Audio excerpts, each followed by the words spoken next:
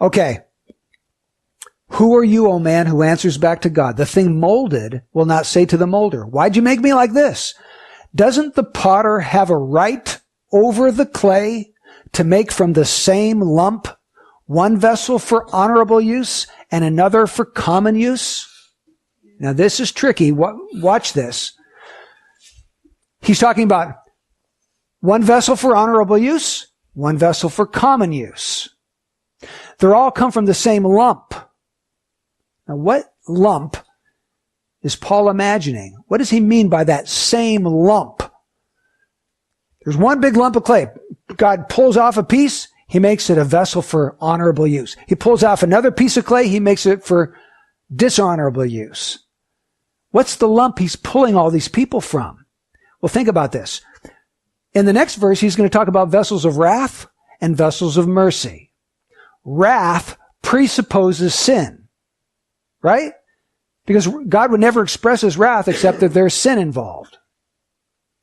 Mercy presupposes sin, because there's no reason to bestow mercy unless we've sinned. So this same lump is a fallen lump. God looks down upon all mankind as fallen in Adam, and he chooses one lump of clay out of that, and he makes it for honorable use. He chooses another lump of clay, and he expresses his wrath and his power on that lump.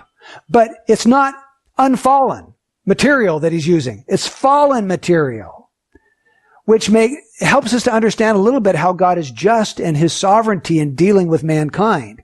He's not taking innocent, pure, sinless people and infusing evil into them and then damning them. That would be wrong. He's finding fallen, evil people and allowing them to express that fallenness, and God expressing his justice in their damnation.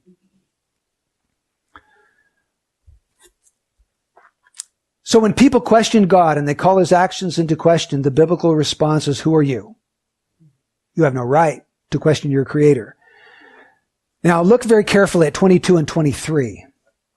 What if God, although willing to demonstrate his wrath and to make his power known, endured with much patience vessels of wrath prepared for destruction? These vessels of wrath would be parallel to those vessels for common use in verse 21. In 21, they're called vessels for common use. You spit in them, you pour your trash in them, whatever. These are vessels of wrath prepared for destruction. Verse 23 says, and he did so to make known the riches of his glory upon vessels of mercy, which he prepared beforehand for glory. So these vessels for honorable use are now called vessels of mercy. Now, when were the vessels of wrath fitted for destruction? Doesn't actually tell us, but it does tell us that God has made from the same lump one vessel over here. That vessel is prepared for destruction. He made another vessel over here. That vessel is prepared beforehand for glory. Destruction. Glory. Vessels of wrath. Vessels of mercy.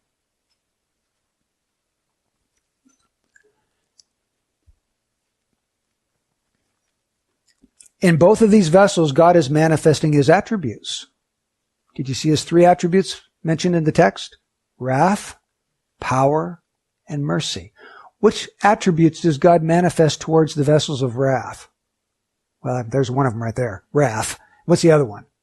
Power. Power and wrath.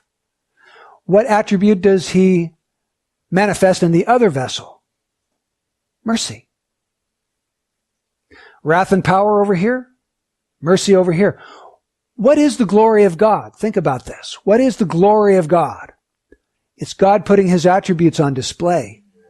God is glorifying himself in both kinds of vessels.